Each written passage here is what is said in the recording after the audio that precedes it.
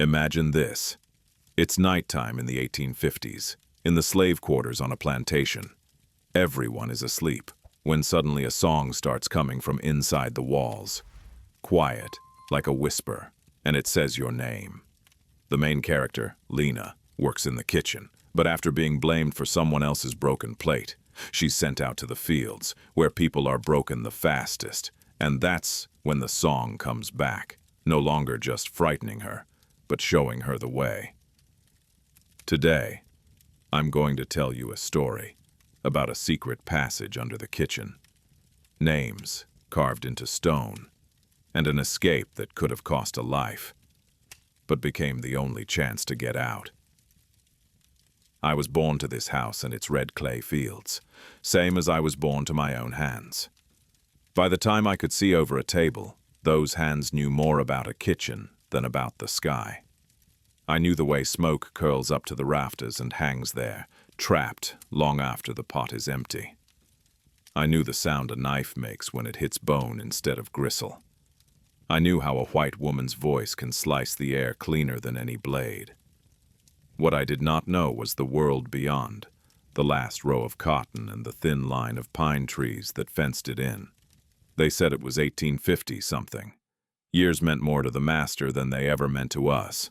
For us, time was measured in other ways, in harvests and whippings, in the way children grew tall enough to be sent from the quarters into the fields, in the way old people started sleeping, sitting up, because lying down made their lungs fight for air. The house itself sat on a small rise, watching everything. Big white columns out front, 2 stories of windows like bright, cold eyes. Around it, the land stretched out in every direction, cotton and corn and a little patch of tobacco, all combed over by people like me. Behind it, tucked low like shame, the slave quarters sagged in 2 rows of gray wood. Between them ran a yard of packed dirt that turned to sucking mud after rain and to dust so fine in summer it got in our teeth. I lived between kitchen and quarters.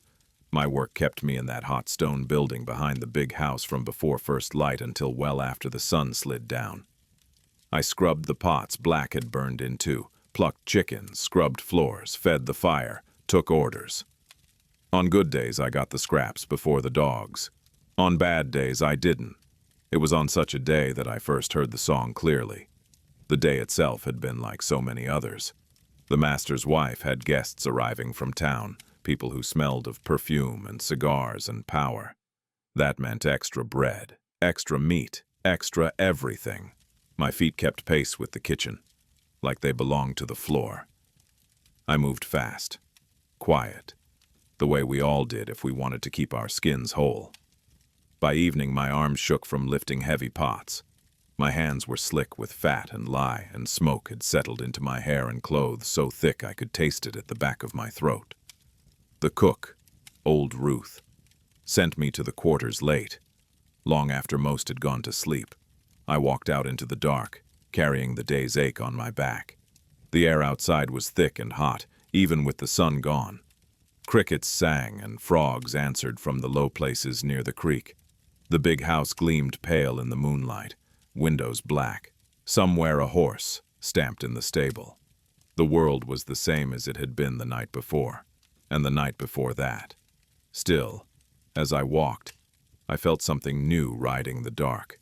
It was a thin sound at first, like wind pressing against a crack in the wall. Then it grew, a low humming that floated over the quarters.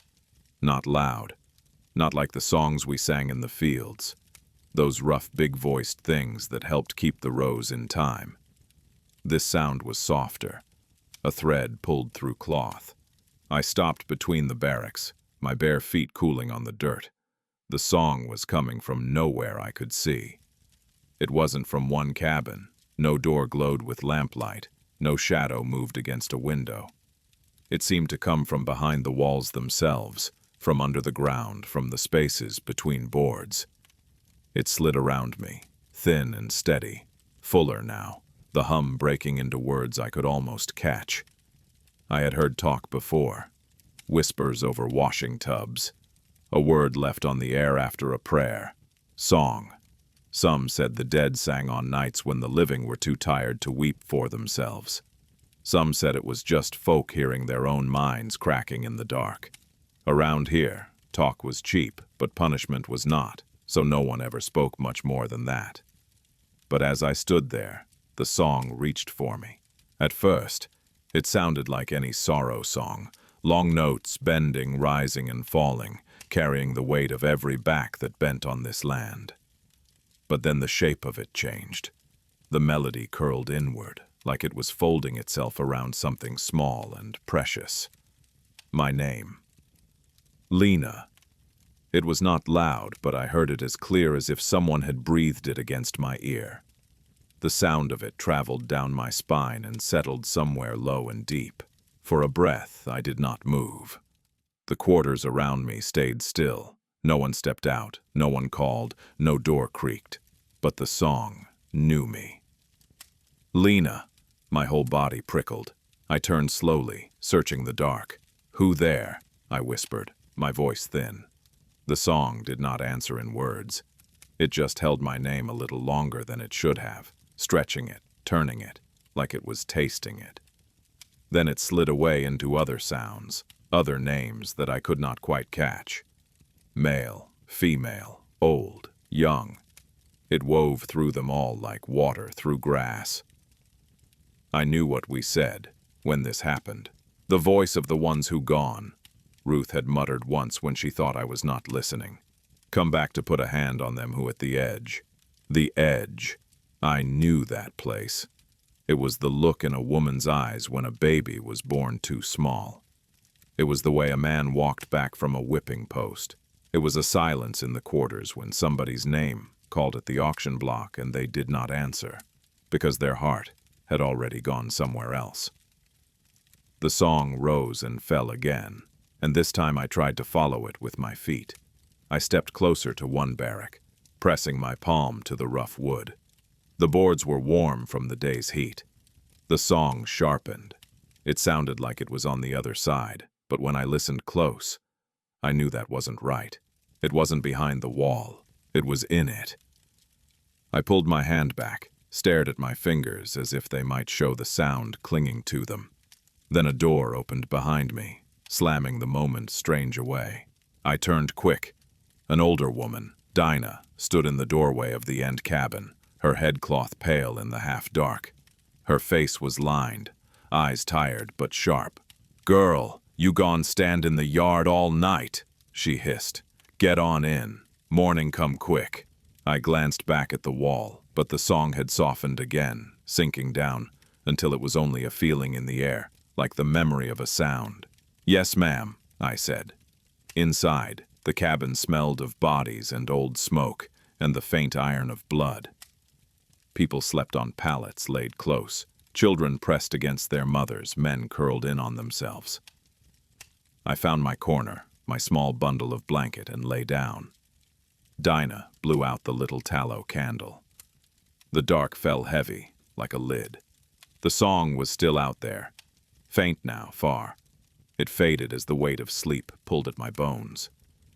Right before I went under, I thought I heard it again, close against my ear. "Lina."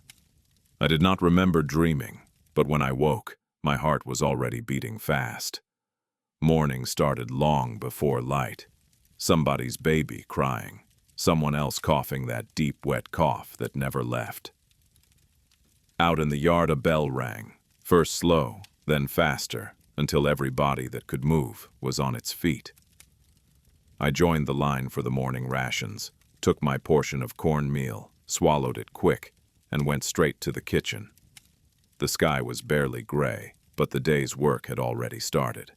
Smoke curled from the chimney. Inside, the air was thick and hot, the fire already burning high.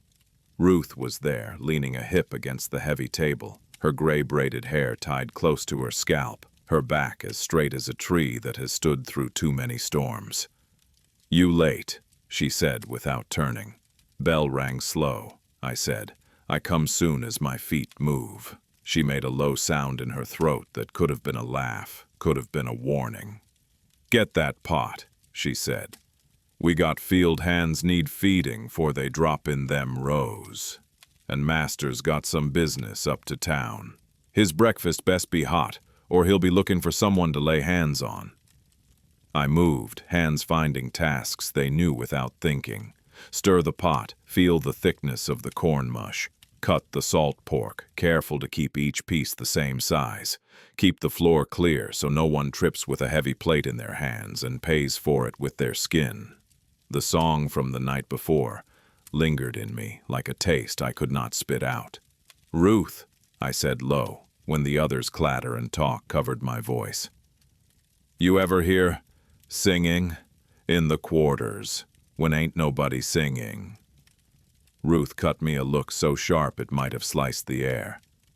"You best keep your mind on that pot," she said. "I'm just—" She slammed the knife down hard enough to make the table jump. "I said keep your mind on that pot, girl," she snapped, voice still low but hard. "Ain't nothing out there but what always been. Work, pain, and the Lord if he listening. You start putting something else in your head, that's when you get in trouble. Or they say you sicken the brain and sell you south. The South." The word hung heavy between us. Everybody knew what that meant. Further fields, hotter sun, worse masters. A place you did not come back from. I swallowed and bent over the pot.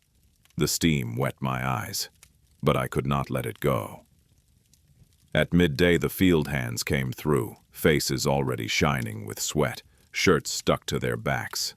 I handed out bowls and watched them eat quick, trying to fill enough of themselves to last until sundown.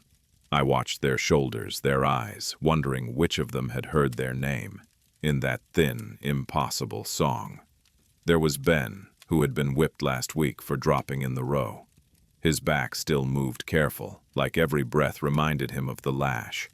There was Mary, whose baby had been sold away 2 months back. Her hands moved, but her eyes had gone somewhere else and stayed there. There was Josiah, old and bent, who coughed until it sounded like his lungs might tear themselves out. They looked like people standing on the edge of something, though there was nowhere to step but down. My name had been in that song. By the time the sun was sliding down again, the day felt stretched thin over too many thoughts. Every shout from the big house made me flinch. Every creak of the floorboards felt like somebody stepping toward me. When the master's wife came into the kitchen, it was like the room flinched with me. She wore blue silk that rustled when she moved, and jewels that caught the light and threw it back. Her hair was piled high, her skin pale, as if the sun had never once laid a hand on her. Her lips pursed the way they did when she smelled something she did not like. "Where is that girl?" she said, looking straight at me. For a heartbeat, I thought she meant some other girl. "Yes, ma'am," I said, drying my hands on my skirt. "You broke one of my plates," she said. It was not a question. The room shrank. The sound of the fire seemed to disappear, leaving only the pound of my own heart. I started. "You think I don't know my own china?" she cut in. "One of the good plates from the sideboard. A chip right along the edge. I told you all to be careful.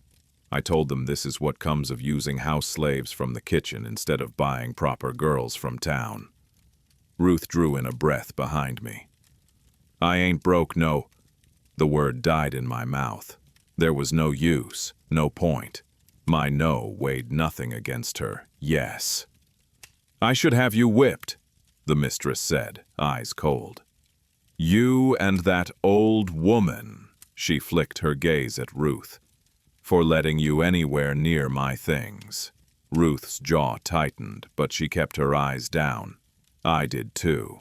Instead, the mistress went on, voice smooth as cream. "I told my husband I am tired of seeing you in my kitchen. I don't want you near my table, my food, or my plates. You will go to the fields. Let's see if the sun teaches you better care than I can." My stomach dropped. The fields, from dawn to dark, row after row. The overseer's eye on your back, his whip ready. "Yes, ma'am," I said. The words tasted like ash. She turned and swept out. silk whispering against the doorframe. The room exhaled when she was gone.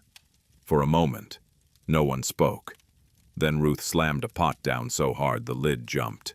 "You ain't broke no plate," she said under her breath. "I know," I whispered. "Ain't matter," she said. She needed somebody to blame for whatever bother she feeling, and you close by. That all. My hands shook. I curled them into fists until my nails bit my palms. The voice.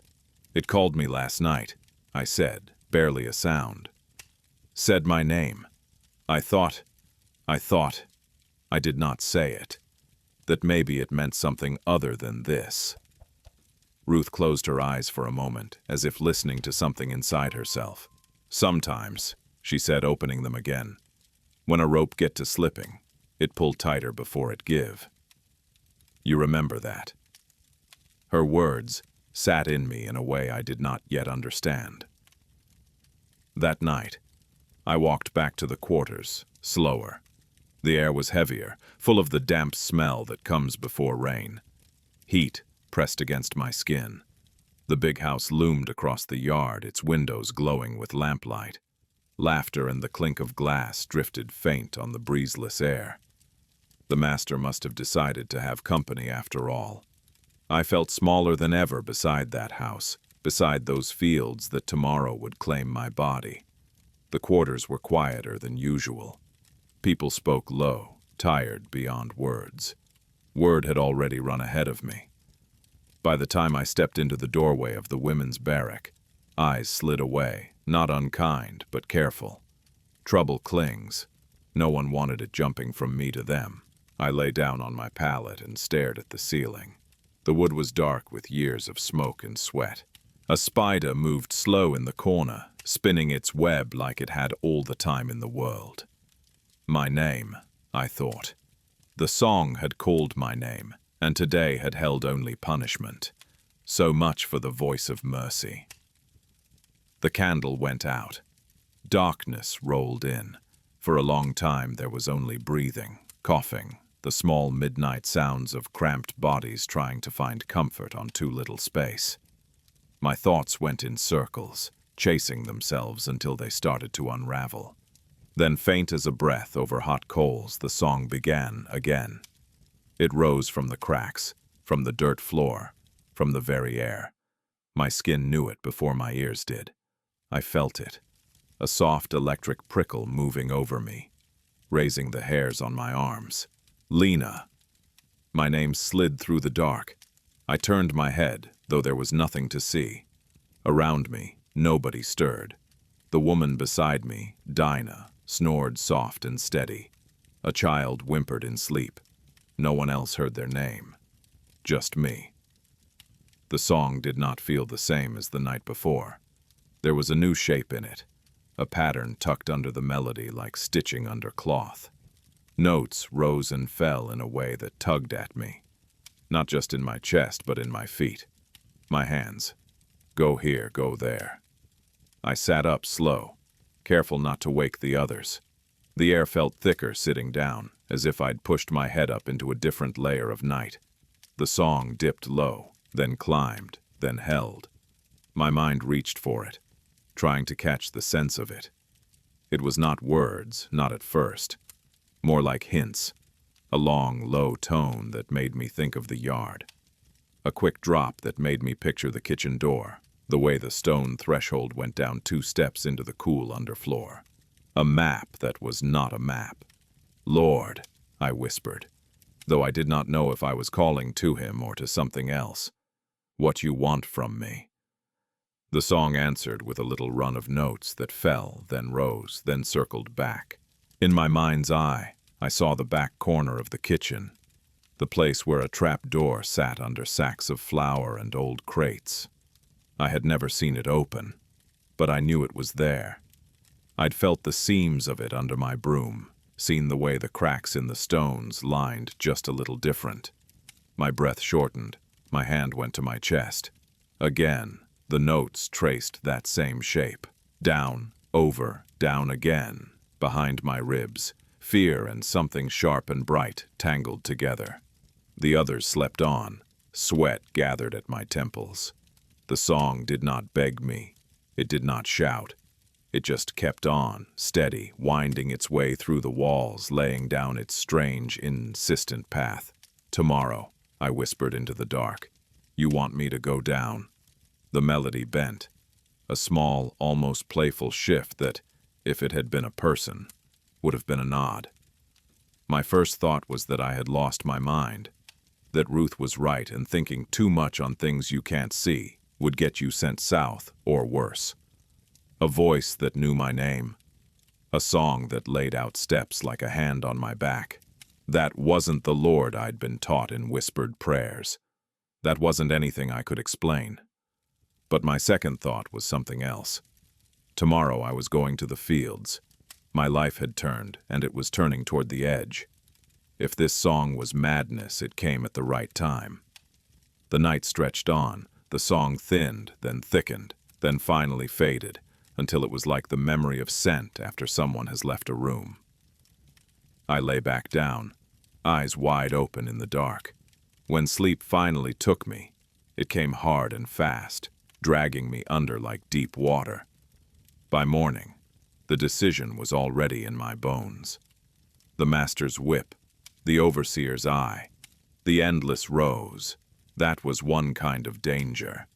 The dark under the kitchen floor, the song in the walls, the names it might carry, that was another, standing there in the gray half-light, hands already reaching for the first task of the day. I knew which danger had finally called my name loud enough for me to answer.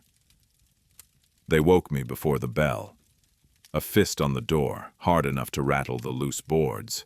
A voice from outside, sharp in the gray dark. "Field hands up! Move it!" For a second, I didn't remember. I reached in my mind for the kitchen's heat, for the weight of pots in my hands. Then yesterday came back all at once.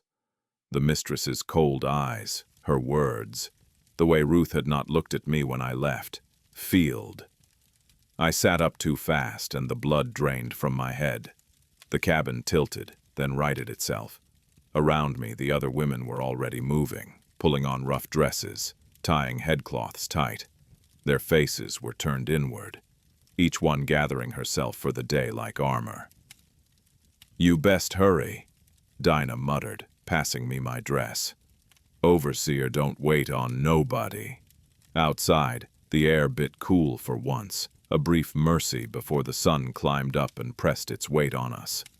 A thin mist sat low over the ground, blurring the line between yard and field. The bell started then, the sound flat in the damp air. Men and women streamed from the cabins, shapes in the half-light. Some shifted from one foot to the other, working stiffness from their joints. Some already moved like the day had its hand on their neck. I fell in with them, feeling naked without a bucket or tray in my hands. Out near the edge of the yard, the overseer waited on horseback. Mr. Kane, long and narrow as a whip himself, with a hat pulled low and a jaw full of tobacco. His whip hung coiled at his side, black as a snake. I had seen him plenty from the kitchen yard, his back a dark shape at the head of the rows. I had heard him too, the crack of leather, the barked commands.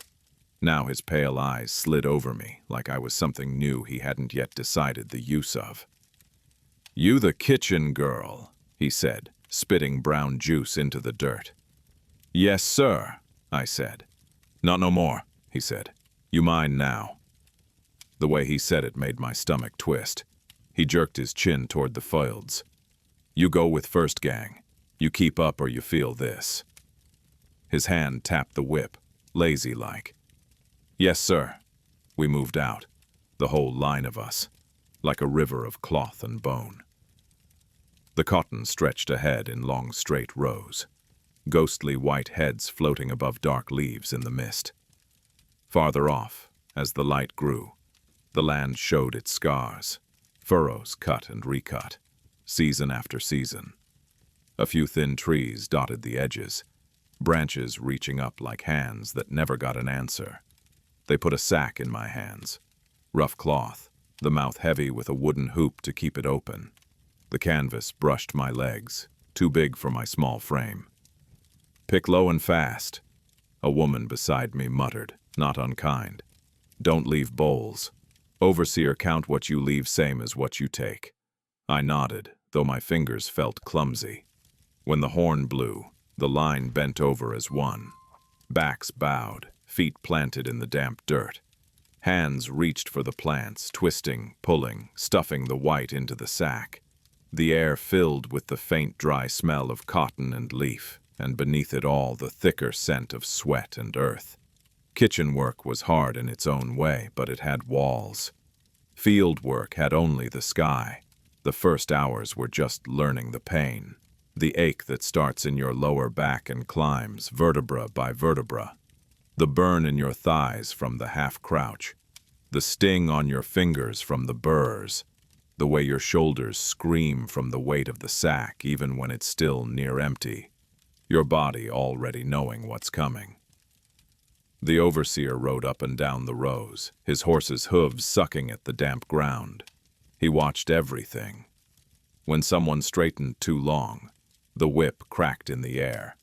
Not always on a back, but close enough to stir the hair on their neck. "Down!" he barked. "You ain't here to watch clouds." My hands moved faster. I tried to fall into the rhythm. Reach, pluck, stuff. Reach, pluck, stuff. The same way I had once fallen into the rhythm of chopping and stirring. But my mind kept slipping. The song from the night before tugged at me like an unseen hand. Snatches of melody and shape. Down, over, down again. The memory of the kitchen's back corner, the trap door under the sacks. I forced myself to count instead. 10 plants, then 10 more. The sun climbed. The mist burned off. Heat dropped like a hand on the back of my neck. By the time the horn blew for the noon meal, my arms shook and my legs felt like they belonged to somebody else. We filed back toward the yard, sacks slung over shoulders. At a rough table near the scales, Kane and another white man weighed each sack, calling out numbers and writing them down. If the sack came up light, Kane's eyes narrowed, but he only clicked his tongue this first day. "New to it," he said. "She'll learn." There was no pride in me, only a dull relief. My shoulders ached deep, but the skin on my back was still whole. They gave us our corn mush, same as always, and we ate standing or squatting in the shade of the quarters, bowls balanced on our knees. My fingers cramped around the spoon. When I brought it to my mouth, I saw the little cuts from the cotton burrs, thin red lines crisscrossing my skin. "You last near kept up," the woman from my row said, standing beside me. Up close, I could see she was younger than I'd thought. No more than a few years older than me, but her eyes were older still. "Name's Rachel. Lina," I said. She nodded, like she already knew. Maybe she had heard the mistress say my name. Maybe it was just that names traveled fast here. "Don't look at the whole field," she said. "Just look at the next plant. Then the next. Whole day go by that way." I thought of the song, how it had not shown me the world beyond the fields, just the next step. Then the one after that. "You hear things at night?" I asked, before I could swallow the question. Rachel's jaw tightened. "I hear men snore and babies cry," she said. "That's more than enough." Her answer closed like a door. The horn blew again, shorter now, back to the rows. Afternoon was worse. The sun had its full weight then, pressing down, wringing sweat from every pore. The cotton leaves grew sticky. My dress clung to my back. Dust rose from our feet and stuck to our damp skin, turning every face gray. At some point, the ache in my body passed from sharp to dull, settling into a kind of numbness that was its own pain. My thoughts blurred. Reach, pluck, stuff, breathe. Try not to think about the long line of hours still between me and dark. When the horn finally blew at sunset, the sound was thin and far. For a moment, no one moved, like we couldn't believe we were allowed to straighten up. Then backs uncurled, slow and creaking. People groaned under their breath. The overseer watched, but even he seemed smaller with the sun dropping behind him, the light losing its edge. We turned toward the yard, sacks lighter now that the cotton had been emptied into the big storage baskets. My hands felt empty and heavy all at once. The quarters waited, low and gray, smoke rising from a few chimneys as some who were too old or too sick for the fields tended fires and children. A dog barked somewhere. The smell of evening cooking, more cornmeal, a hint of greens, hung thin on the air. I walked like I was made of someone else's bones. "You get used to it," Rachel said beside me, not looking my way. "Or you don't. Either way, you still out there tomorrow." Tomorrow! The word sat in my gut like a stone. Inside the cabin, the air was hot and close, thick with the smell of bodies and old wood. People spoke low about the day, about who had dropped in the row and how many lashes they'd got, about whose hands were swelling, whose feet were bleeding through their shoes. I sat on my pallet and stared at my hands again. The cuts had scabbed over with dust, thin brown lines on darker brown skin. The trap door under the kitchen, the song, the way it had traced a path through the dark. I should have been too tired to think. But sometimes tiredness doesn't quiet your mind. It strips it bare. There was nothing left between me and the thought that had been planted in me last night. Go down. The master was having himself a gathering tonight. I could hear the clink of glasses and the faint rise of white laughter floating from the big house. Light glowed in the tall windows, warm and unreachable. A fiddle scratched at some merry tune inside. They would eat and drink deep. The kitchen would be busy, but busy meant distracted. If I waited, if I watched, I might find a crack. Across the room, Dinah watched me watching the door. "You look like somebody thinking loud enough to wake the dead," she said, her voice soft but dry. "I need to go to the kitchen," I said. She snorted. "You ain't house no more, girl. You field. You go up there, they'll send you back down with stripes on your back." "They need water from the pump," I said quickly. "Somebody always running back and forth at a supper like this. I can carry. I know the way." She eyed me a long moment, seeing more than I wanted her to. "What you really after?" she asked. The words stuck in my throat. If I said them, they'd be real. The song, the trap door, the thought that there might be something under this place besides dirt. "I heard it again last night," I murmured. "The song. It showed me something."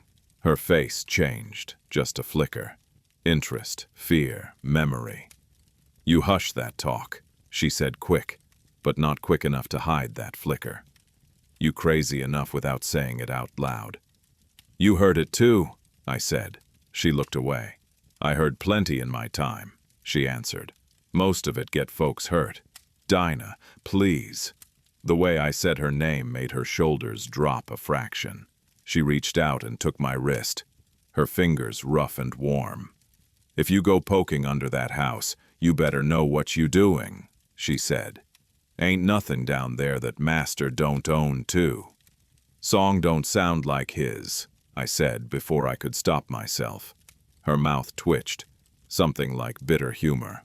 "No," she said. "It don't." She let go of my wrist and leaned back, eyes closing for a breath. "When I was young," she said quietly, so low I had to lean in to hear, "some folks said the walls remember everything they see. Said if you listen close, they talk at night. I ain't had the ears for it then, too full of my own hurt. Maybe you do." I swallowed. "You ain't going to stop me," I said, more question than statement. She opened her eyes and fixed me with a look that felt like it could see years ahead of me. "Couldn't stop you if I tried," she said. "Just, you move like you part of the dark, and if that song turns sharp on you, you turn sharper. You hear?" "Yes, ma'am," she grunted. "Go ask Ruth for water duty," she said. "Say your legs ain't forgot the way yet." The kitchen yard was busier than I'd hoped, but busy in the right way. The back door banged open and shut with a steady rhythm. Boys carried in wood. Girls carried out scraps for the hogs. Steam poured from the open windows, light and heat spilling over the packed dirt. Inside, voices overlapped. Pots clanged. The big oven sighed when opened. Ruth stood near the hearth, barked orders with the ease of someone who had long ago learned exactly how far she could raise her voice and no further. Sweat shone on her forehead. A smear of flour streaked her arm. I slipped into the yard and grabbed an empty bucket. "Ruth," I called, low but clear. Her eyes snapped to me, sharp even through the steam. "What you doing up here?" she demanded. "You got rows to fall down in." "They sent me from the quarters," I lied, keeping my gaze low but my words steady. "Said you short on hands for water. I know the pump. I can run it quicker than some child don't know your ways." She studied me. She had to know nobody had sent me. But the kitchen was a fire she was trying to keep from burning itself out. She didn't have time to weigh every word. "Bucket," she said shortly. "You bring it back full, you hear? Don't you be walking slow like field put iron on your feet." "Yes, ma'am." The lie sat sour on my tongue, but the handle of the bucket bit comfortingly into my palm. Outside the bright spill of kitchen light, the yard seemed deeper, shadows pooling by the walls. The pump stood near the smokehouse, its iron handle cool in my hand. I worked it up and down, the old metal complaining. Water gushed into the bucket, cold and clear, splashing my fingers. As the bucket filled, something else rose too. A hum at the edge of hearing, a vibration in the air like a string plucked inside the bones of the house. The song, not full, not yet, but a hint, a thread. It tugged toward the back wall of the kitchen. Heart knocking, I lifted the bucket and carried it inside. The stone floor was slick with spilled water and grease. I moved careful. Ruth took the bucket without a word, already turning to bark at a boy who had dropped a spoon. "Go again," she said over her shoulder. "Yes, ma'am." Second bucket. Third. With each trip, the song grew a shade clearer. It wove through the clatter and clamor, thin but stubborn. It did not fight the noise. It slipped between it. On the fourth trip, Ruth was turned away, arms deep in dough.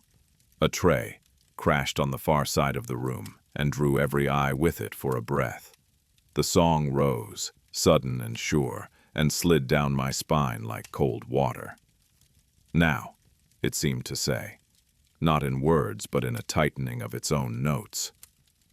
I set the empty bucket down by the door, as if I meant to pick it up again and cross the back of the kitchen in 3 quick, quiet steps. The corner was stacked with sacks of flour and cornmeal, old crates, a barrel with a cracked rim. It looked like any other forgotten corner in a busy room. But I knew better. I had swept here 100 times, feeling the slight give under the broom bristles where the trapdoor's seams ran. I had seen the faint square traced in the stone, the way the boards here had a different age to their grain. The song pooled in this corner now, so thick in my ears it almost drowned out the noise of the kitchen behind me. I put my hands on the nearest sack and pulled. Flour dusted the air, soft and choking. I shifted the sack aside, muscles protesting. Another. A crate scraped, loud enough to make my heart leap into my throat. But when I glanced back, nobody was looking. The kitchen had its own storms. One quiet girl in a dark corner was the least of them. Under the last sack, the outline of the trapdoor showed clear. A simple square, 4 boards fitted together tighter than the rest of the floor. No handle, just a gap barely wide enough for fingers at one edge. My hands shook as I slid them into that gap. The wood was cool and splintered under my fingertips. "Lord," I breathed. The song wrapped around my name again, low and steady. It did not sound like the Lord we prayed to on Sundays, but it did not sound like the Master or his whip either. I pulled. At first, the door did not move. My arms screamed. Sweat trickled down my spine. Behind me, Someone laughed at a joke I couldn't hear. I shifted my grip, put more of myself into it. The door gave, just a hair, then a little more. Old dust puffed up, bringing with it the cold, dry smell of places the sun never touched. The board rose, slow, slow. I eased it higher, enough to see a black gap yawn beneath. Footsteps passed behind me. I froze, breathing shallow. "Girl, where that water at?" Ruth's voice snapped, closer now. The song tightened like a knot. Not yet, not all the way down. Not with her eyes on me. I let the trap door down as gently as I could, the wood sighing into place. My hands were white with flour dust now, my dress smudged.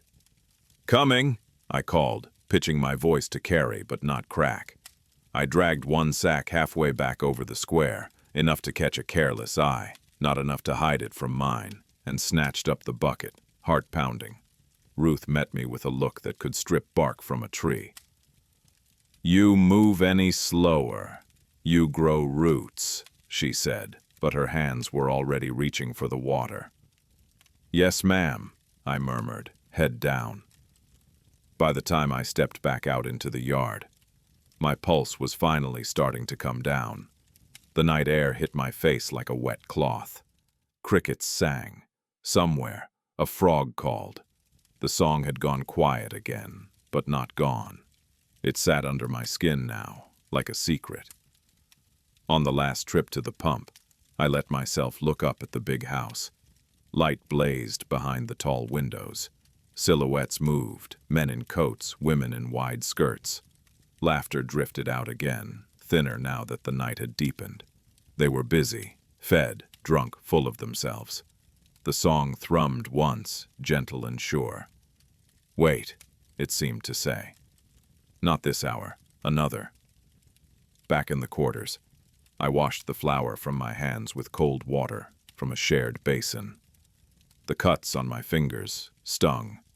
My body felt both beaten and restless, like a horse that had run all day and still had miles left in its legs. As people settled into their pallets, I lay awake, eyes on the low ceiling. The sounds of the day faded. Murmurs, coughs, a child's fretful cry. The dark thickened. My bones knew when the edge of night came. That thin time when yesterday and tomorrow sit side by side, when work is far enough behind to forget what your back feels like, and dawn is still too far ahead to fear. It was then that the song rose again. Not faint this time. Not like a guess or a memory. Full. It swelled up from the floor, from the walls, from the breath between us. Notes twined together, low and high, carrying more than any one human throat could hold. Around me, people slept on, their faces slack with exhaustion. Dinah's hand rested near mine, fingers curled. Her breathing stayed even. Lina. My name came on the third breath of the song, curled in the middle like a word in a line of prayer. "I hear you," I whispered.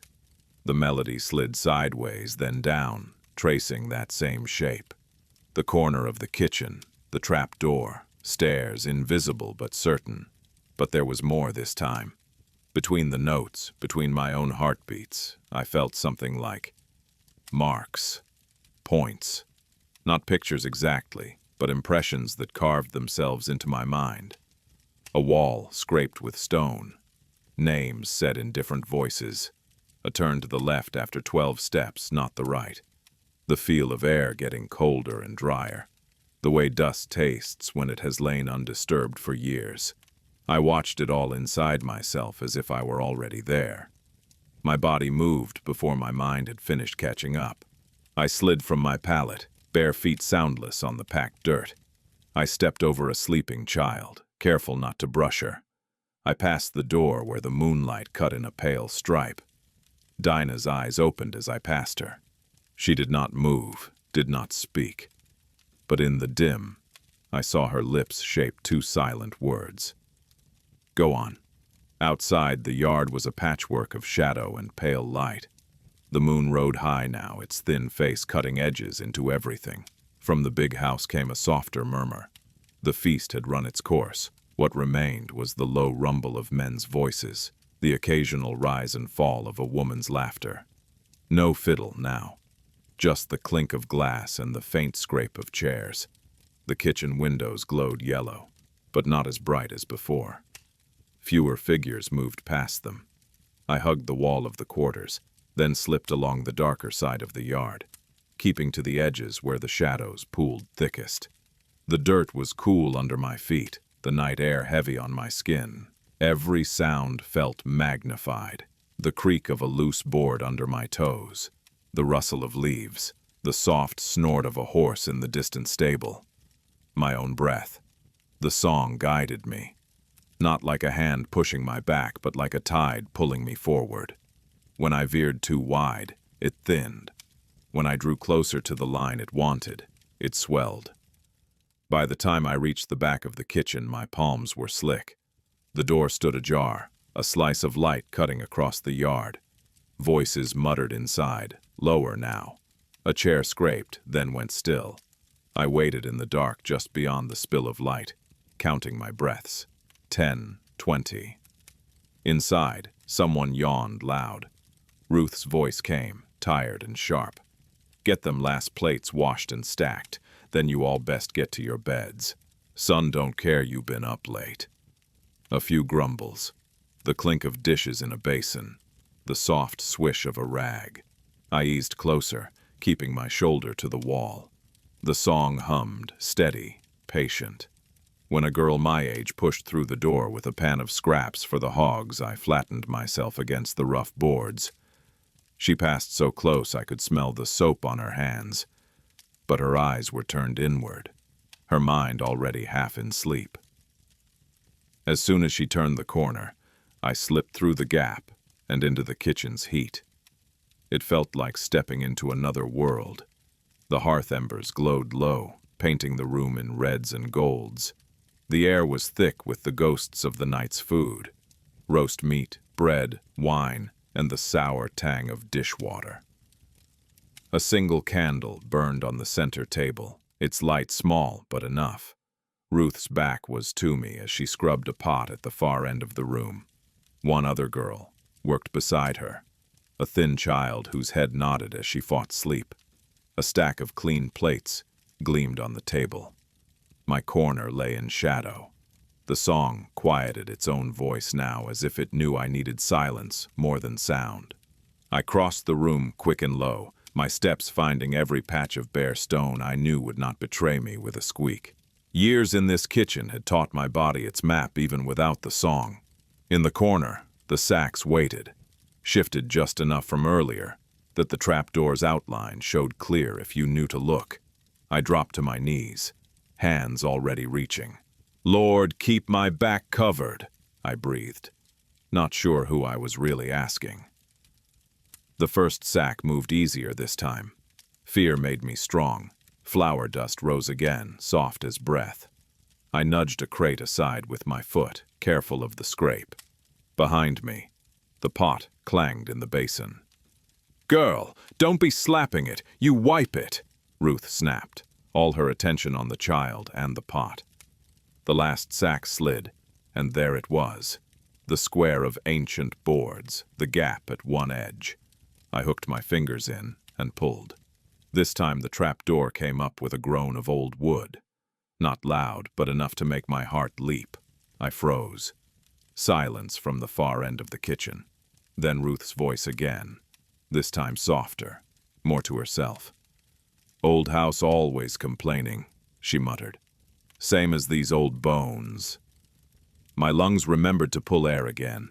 The dark below, the open door was thick, almost solid. A smell rolled up from it, dry and cold. Dust, old stone, the faint iron tang of long-rusted metal. It was not the wet earth smell of a cellar where food is stored. It was something else. The song slid down into that darkness like water finding a channel. "Come," it whispered in its own wordless way. I swung my legs over the edge and found a step with my toes. Narrow, stone, worn in the middle from feet long gone. My hand found the wall, rough, cool. For a moment I hesitated. I thought of the field, of the overseer's eyes on my back. I thought of the mistress's plate, the lie that had shifted my life in a single moment. I thought of the way my name had sounded in the song, how it had not asked for anything I had not already lost. Then I slipped down into the dark and pulled the door gently closed above my head. The sound of the kitchen cut off as if I had stepped underwater. Down here, the air was still and cold enough to raise goose flesh along my arms. The only light was the faintest gray smear from the seams of the trapdoor above, already shrinking as the boards settled back into place. For a heartbeat, panic clawed at my throat. The dark pressed against my eyes, thick and complete. I could not see my own hand in front of my face. Then the song rose, filling the narrow space. It bounced off the close stone, grew richer, fuller.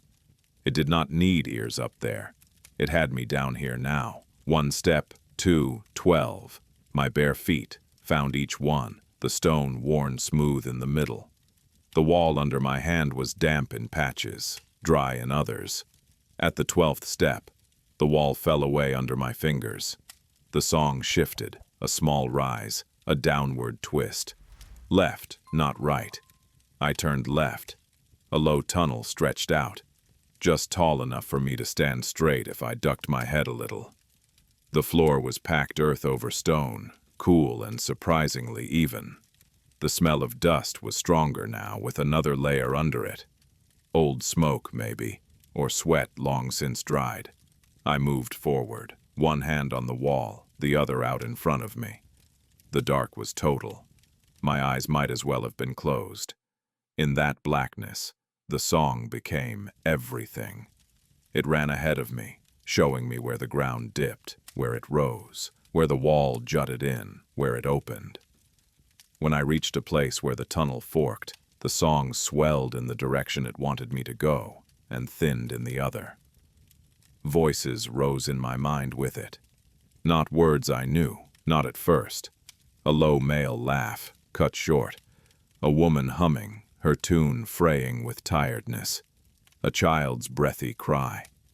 Layers and layers, like someone had taken every sound ever made in this house and laid them one over another. My hand brushed something different on the wall. Not rough stone, not packed earth. Carved. I stopped so fast my toe stubbed against the floor. Fingers trembling, I traced the marks. Grooves cut by human hands into the stone, not deep but sure. Straight lines, curves. I realized slowly that they were letters. Not all of them well formed, but enough. M-O-R. A name. My own letters came slow. Nobody had ever taught me proper. I knew enough from seeing them on ledgers and crates, from tracing them in flour dust on the table when no one was looking. Now I read this, bit by bit, like feeling my way across a bridge in the fog. Mara, I whispered. The song lifted, a low, pleased note. I moved my hand farther along the wall. More letters, more names. Some cut sure and straight, some wobbly, like the person's hand had shaken or they had not known how to shape the marks right. Ben, I breathed at one. Josiah. Ruth. Not my Ruth. It was an old scratching, the stone weathered around it. Another Ruth who had once moved through this house. Her hands different, but her life the same. Arrows, too. Little triangles pointing down the tunnel. Simple marks. An X.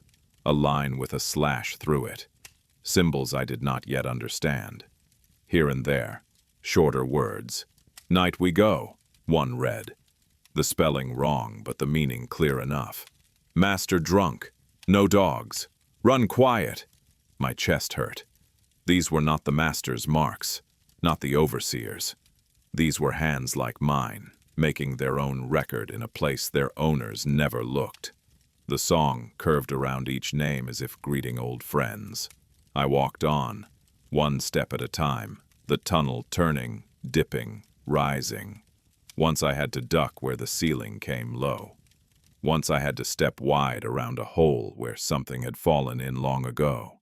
At another wall, my fingers found a different kind of carving. Not letters this time, but lines.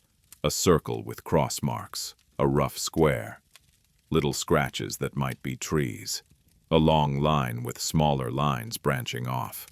A road, I realized, and paths leaving it. I could not see it, but I could feel its shape.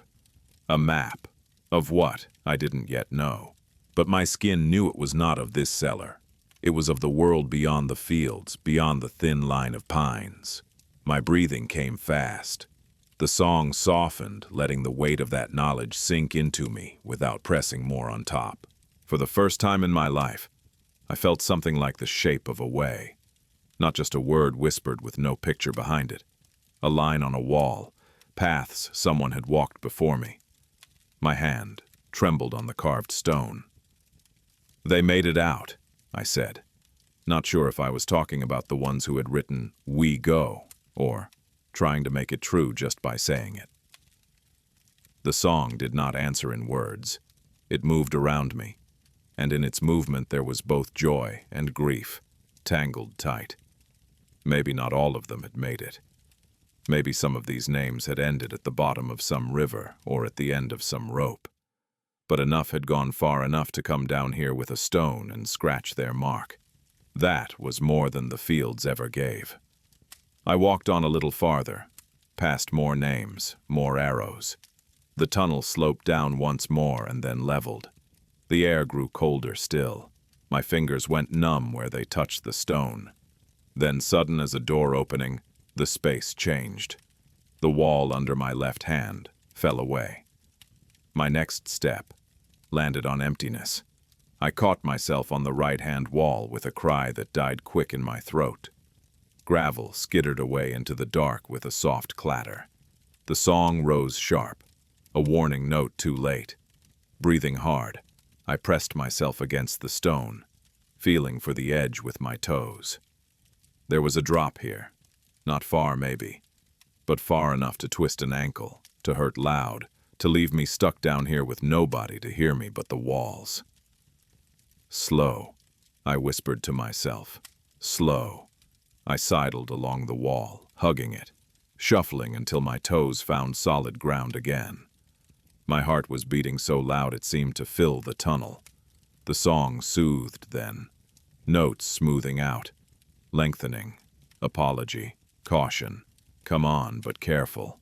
Another dozen steps, and my fingers brushed, not stone, but wood. Old dry boards, vertical, a door. I spread my hands, found the edges. It fit so well into the stone that no gap showed. If you came at it from the other side, you might never know it was there. From this side, I felt a single iron bolt, cold under my fingertips. My throat tightened. Whoever had been here last had closed this from. The first day in the fields stripped the last softness from my hands. Dawn came gray and wet, the air heavy with the promise of rain that never quite broke. They sent me out with the rest. A hoe shoved into my fingers like they were made for it. The overseer looked me over once, taking in my kitchen dress, my lighter arms. "House girl," he said, as if the words were a stain. "We gon' see what you worth out here." He set me in the third row from the left, between Mary and a boy I didn't know. The cotton plants stretched ahead of us, neat soldiers in endless lines. The ground, still damp from last week's showers, sucked at my bare feet. "Keep your eyes on your row," he said. "You fall behind, you feel my whip. You stop, you feel my whip. You look back, you feel my whip." I kept my eyes on the dirt. The first swing of the hoe jarred my arm so hard my teeth clicked together. The second burned my shoulders. By the 10th, a fire had started between my shoulder blades and settled there, licking up my neck, down my back. Around me, the field hands moved with a practiced misery, their bodies finding a rhythm I didn't yet know. Their hoes rose and fell, a slow, steady heartbeat against the land. Mary glanced over once, just a flick of her eyes, then away. "Keep that back straight," she muttered without moving her lips. I tried. The hoe bit into the ground, pulled up weeds, broke clods. Sweat ran down my face, into my eyes stinging. The sun climbed, pushing heat down like a hand on our heads. In the kitchen, the fire had always been something we controlled, fed or starved. Out here, the sky fire controlled us. There was no stepping back, no wiping your forehead with a calm hand while the stew simmered. There was only the row, and the row after that. By midday, my hands had blistered. The skin, softened by years of lye and grease and hot water, split under the rough wood of the hoe. Blood slicked the handle. I wrapped a piece of my skirt around it when the overseer's back was turned. The song from the night before floated at the edge of my mind, notes tracing a path while my body traced another. Down, over, down again. The back corner of the kitchen, the trap door, with every stroke, every breath. The memory of that melody grew sharper, not fainter. It was the strangest thing. You'd think pain would push such things out. Instead, it made them clearer, as if the hurt burned away everything that wasn't necessary. In the hottest part of the day, Mary started humming. At first, it was just a low sound, barely more than breath. Then the man 2 rows over picked it up, and the boy beside me. A field song, call and answer, the kind that makes the hours move a little faster, the work sit a little lighter. I opened my mouth to join, but what rose in my throat wasn't the song they were singing. It was the other one, the thin, strange tune from the barracks, the one that had called my name. I shut my mouth so fast my teeth clicked again. You go speak in that song in the open, I thought, and you find out quick what side of the Lord it come from. The overseer rode up once in the afternoon, his horse's hooves pushing dust into our faces. You, he said, pointing at me with the butt of his whip. You, slowing your row. I looked down. It was true. Mary's line was clean, the boy's almost as neat. Mine lagged, cluttered with weeds, the plants less tended. I catch you like that again, he said, voice casual. I put stripes on your back to match that sky. He rode on, the leather coil swinging at his side. The rest of the day, I moved faster, the hoe biting into the earth with a rhythm born of fear. By sundown, my whole body buzzed with exhaustion. Every step back toward the quarters felt like it might be my last. They did not send me to the kitchen that night. Ruth had new helpers now, girls from the quarters who looked at me with a mix of pity and relief. Pity for where I'd landed. Relief that it wasn't them. I ate my portion of corn and beans without tasting it, then lay down on my pallet. My shoulders throbbed, my palms burned, my back twitched like it still expected the weight of the hoe. The quarters settled, layer by layer, into night. Voices dropped. A baby cried and then went quiet. The bellies of the walls creaked as the day's heat let go. I waited. Somewhere in the dark, a dog barked, the sound sharp, then gone. The big house still glowed, but softer now. The master had guests again, or maybe still. Laughter drifted faint on the air, punctuated by a high, bright peal from the mistress. I listened past all that. At first, nothing came. Just the hollow silence that sometimes followed too much hope. I turned onto my side, wincing. Maybe that was all it had been.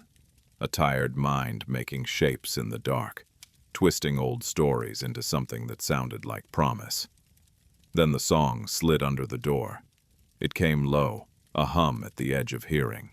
It didn't rise up all at once, but crept in, like water seeping through a crack. My skin felt it before my ears, that now familiar sense of the air tightening around me. Lina. My name floated through the room. I sat up, heart already racing. This time I didn't speak. Words felt too loud for what was happening. I just listened. The melody came clearer, unwinding itself from the dark. It touched on the same pattern as before. Down, over, down, but added new turns, quick little runs of notes that snagged in my mind. The kitchen, the back corner, the trap door, steps, Stone, cold. Images flickered behind my eyes. The big iron stove, the heap of flour sacks by the wall, the ring set into the floor, half hidden under a crate. I could see my own hand reaching for it. The song slowed, holding one long, low note that made my chest ache. It felt like a question. My hands, wrapped in rough cloth, lay in my lap. They ached when I curled them. A reminder of the day's work, of what waited for me tomorrow and the day after that and the years after that, if nothing changed. If this was madness, it was a madness that came with a direction. I looked around the room. Dinah lay on her back, mouth slightly open, breath whistling through her nose. The woman on my other side had an arm flung over her face, fingers twitching in some dream. Nobody moved. Nobody sat up and said, "You hear that?" Nobody shifted and frowned and listened hard. It was only me. "All right," I whispered, so low it was almost part of the song. "All right, then." I waited until the breathing around me deepened, until even the restless sleepers stilled. The song dipped low, almost disappearing, then rose again in a soft, urgent line that pulled at me like a hand on my sleeve. I slid my feet to the floor. Every creak mattered. The boards under my toes sounded louder than a shout to my ears. I moved slow, pausing whenever someone stirred, my heart in my mouth. At the door, I stopped and listened. The night outside was thick and close. No moon, just a smear of clouds over the sky. The big house glowed like a lantern in the dark, music and voices spilling out. They were feasting then, drinking, their laughter jagged and careless. Good. Drunk people watched less, listened worse. The song shifted, its notes now pointing, not with words but with tone, toward the kitchen. The back building loomed beyond the house, its chimney a darker shadow against the sky. I slipped out into the yard. The dirt was cool under my feet. Somewhere, a whippoorwill called. The smell of roasted meat drifted faint from the house, making my empty stomach twist. I kept close to the shadows of the barracks, moving the way we all learned to move. Quick when we had to, invisible when we could. At the edge of the yard I paused, pressed against the rough trunk of a tree. The kitchen stood only a little way off, its low stone walls holding on to the day's heat. The small side window was dark. No light flickered inside. They'd banked the fire. Ruth had closed up. The door, I knew, would be barred only with a wooden latch. No one feared us enough to put iron on the kitchen. They feared us, and needed us, in other ways. The song thrummed soft against my ribs. "Come on," I breathed. "If I'm going, you come on too." It did. I crossed the open space in 3 quick bursts, freezing whenever the porch of the big house came into view. No one stepped out. No one called. A horse snorted in the distance, turned in its stall. The kitchen door felt warm under my hand. The wood swelled a little in the damp, but the latch lifted easy. Inside, the air hit me like a memory. Smoke, grease, old stew. The banked coals glowed dull red in the hearth, casting just enough light to turn the room into a world of shadows. I slipped in and closed the door behind me. For a moment I stood still, listening to my own breath. The song filled the space like fog, wrapping around the tables, the stove, the hanging pots. It vibrated in the floor. The back corner called to me. I moved around the big work table, skirting the stove. In the dim light, the familiar kitchen looked almost strange. Its edges softened, its angles changed. The shelf where the mistress's good plates sat gleamed faintly. A crack showed along the rim of one. I had not made it, but it had made my life.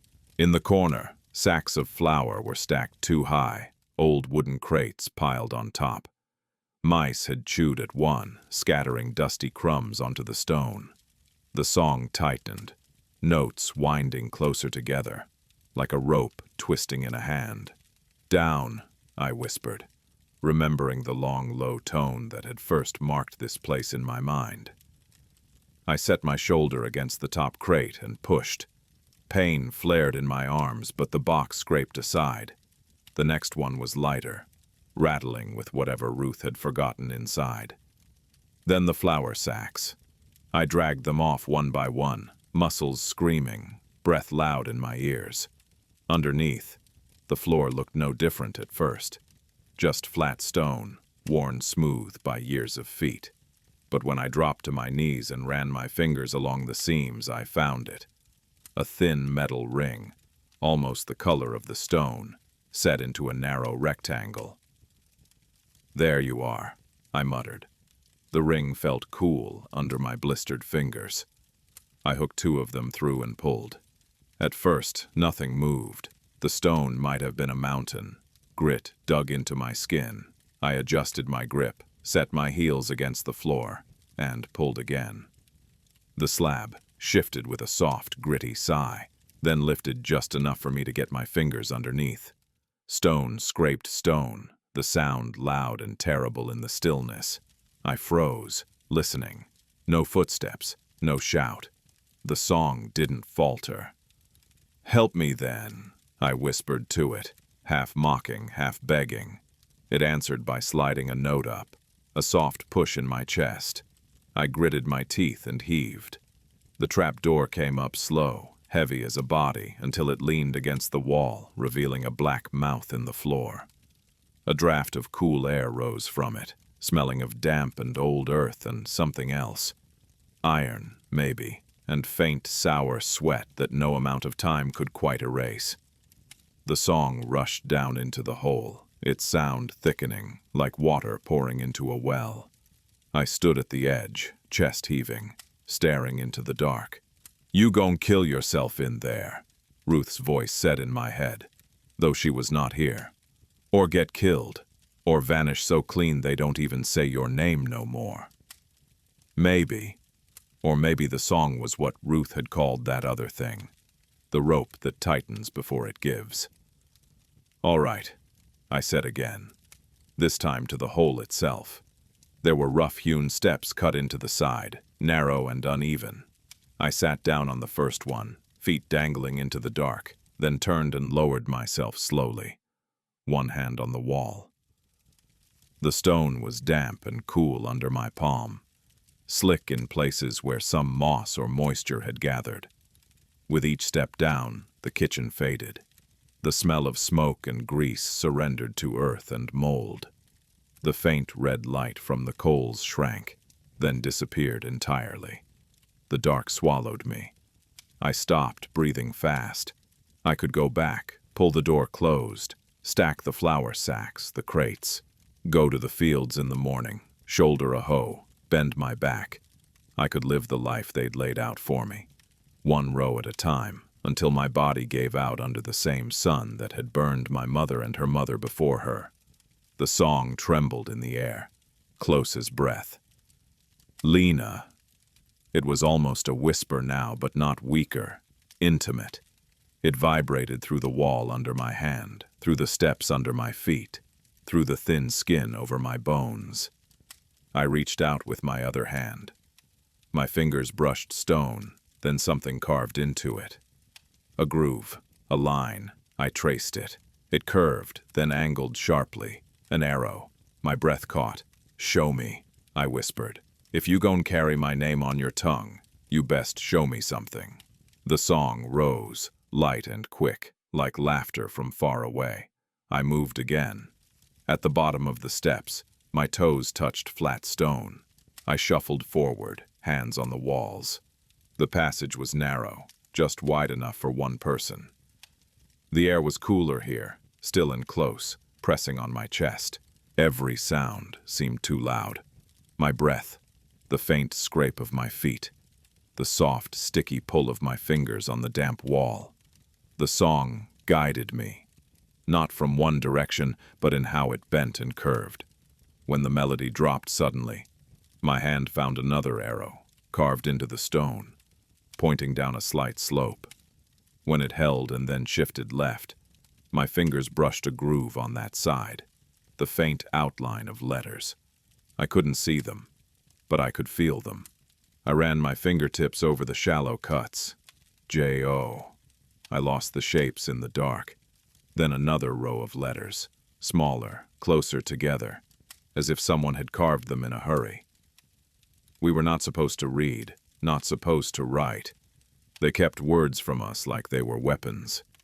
But sometimes in the kitchen, I'd catch a glimpse of a page and hold the shape of a letter in my mind, like a secret. Here, in the black belly of the house, the walls held more of those forbidden shapes than I had ever felt in my life. Names. They had to be names. I moved slower, both hands on the stone now. Arrows, lines, letters. Some fresh enough that the edges were still sharp under my fingertips.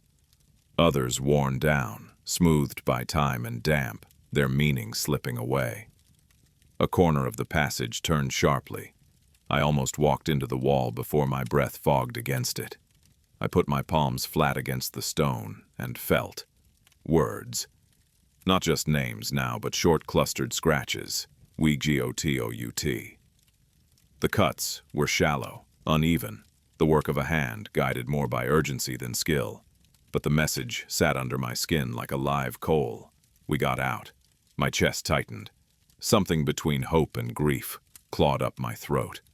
Another line under it, deeper, more careful. Night, drunk, music, and below that, a single word carved so deep my nail snagged in it. Run. Behind my eyes, pictures bloomed. The house lit up just as it was tonight. Voices high and careless. Laughter spilling. Music. Fiddle, maybe, or piano, the kind that set white folks' feet, tapping while ours kept time in quieter ways. And under their noise, down here in the guts of the house, hands carving these letters. Hearts pounding like mine. Who were you? I breathed to the stone. Where you at now? The song answered, though not in a way I could translate. It swelled, filling the narrow passage until it felt like there wasn't room for air. Only sound. For a heartbeat, I had the strangest sense that if I reached out, I could touch not just the rough, cold wall, but the hands that had made these marks. Layers of us, years of us. We had always been more than what they saw. I moved on, following the invisible markings, the soft pull of melody. Once, my foot slipped on a patch of damp stone, and I fell hard to my knee. Pain shot up my leg. My hand, slapping out to catch myself, hit something sharp. Not stone, metal. I froze, then closed my fingers around it. A hook? No. A nail, driven into a crack, bent at the end. I traced up from it and found another, a little higher, then another. A ladder of sorts hammered into the rock. The song rose, bright and insistent. Up. My heart slammed against my ribs. Where you taking me? I muttered, half in anger, half in awe. No answer, unless you counted the way the melody danced at the edge of my hearing, tugging upward. I braced my blistered hands on the lowest iron and pulled. My foot searched for a toehold, found a notch. The first step woke every ache in my body. The second reminded me how little strength I had left after the day in the field. But I kept moving, teeth clenched, breath hissing between them. The ladder climbed a short distance, then stopped at another patch of stone. I pressed my palm against it. This time the cut lines formed a different shape. A rough square, then another below it, slightly to the right. 2 doors, 2 ways. The song split, 2 thin melodies threading around each other. One a little higher, one a shade lower. The higher line pulled left, the lower tugged right. Choice. For a moment, I hung there, fingers cramping around the iron, trying to decide. Left might lead under the big house, right under the yard, or maybe it didn't matter. Maybe both paths ended in solid rock and nothing. I thought of the words I'd felt. We got out. Night. Drunk. Music. Tonight the master's house gleamed, full of music. Where you go? I whispered to the stone carvings. Left or right? My fingertips, clumsy and numb, slid along the square on the right. At the bottom corner, there was another arrow, so faint I might have missed it if my nail hadn't caught. Right then, I laughed once, a soft, sharp sound that had no humor in it. "All right," I said, and pressed my shoulder against the stone. It resisted. My legs shook with the effort. My burned palms screamed. For a moment I thought this was where the path ended after all, in a wall that didn't care how many names it had swallowed. Then the stone shifted. Just a breath at first. A little give. Then more. Cold air slid over my face, smelling of something wild. Damp leaves, maybe, and open space. I pushed harder. The slab swung inward, scraping and grating until there was enough room for me to squeeze through. I dragged myself into another kind of dark. This one was softer, the blackness not complete. After a moment, my eyes began to pick out shapes. The pale slice of low sky above, stars smudged by distant clouds, the darker bulk of trees, the faint, silvery suggestion of a fence. I was outside. Behind me, if I twisted just right, I could see the rough outline of the stone I'd come through, settled into the rise of land behind the kitchen, like it had always been there. From the yard, it would look like just another part of the low hill, half covered in scrub. Ahead of me, the land sloped down toward a narrow line of trees. Beyond them, I knew ran the small creek that marked the edge of the master's acreage on this side. Past that, I didn't know. I had never been allowed to know. The big house stood to my left, farther back, its windows a little dimmer now. The music inside had changed, slower, the kind that came when drink got deep and tongues got loose. Laughter still flared up, then fell. They were not watching their fields. They were not watching this patch of scrub and stone. My heart hammered so hard it hurt. I could walk, just keep going. The song in my blood urged me forward, notes tumbling over each other now. Not with panic, but with a fierce, almost joyful urgency. But I didn't. I turned back to the hole. The passage yawned black at my feet. The carved marks hidden again, the names swallowed by shadow. The song wrapped around my shoulders like a thin shawl. We got out. Not I, we. I dropped to my knees and put my hands on the stone frame of the opening, as if touching the house itself. "How many?" I whispered. The night gave me no number. The song only hummed. A low, steady tone that felt, for the first time, like a promise. Behind my ribs, something shifted. Tomorrow I knew the field would take me again. The overseer's eye would find me. The whip might too. There would be more work, more hunger, more pain. But now, under their world, there was this. A path, cut by hands like mine. A message left in the walls. A mouth in the earth that led away from the rose and the whip and the auction block.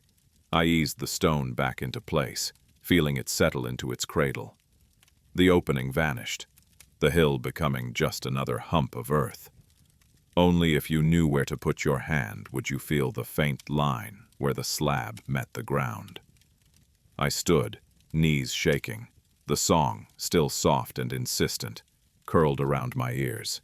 "Not yet," I told it. "I seen it. I know it's there." But not just me. In my mind, faces flickered. Mary's hollow eyes. Josiah's shaking hands. Ben's back, raw and healing. Dinah's mouth, hard and tired. The one standing at the edge, as Ruth had said. We got out. If I was going to follow this song, I would not do it alone. I took one last look at the distant line of trees. Then I turned my back on the open dark and walked as quietly as I had come, toward the quarters and the hard, hot morning, waiting on the other side of sleep. By the time the second week in the fields was done, my body had learned how to move without asking my mind.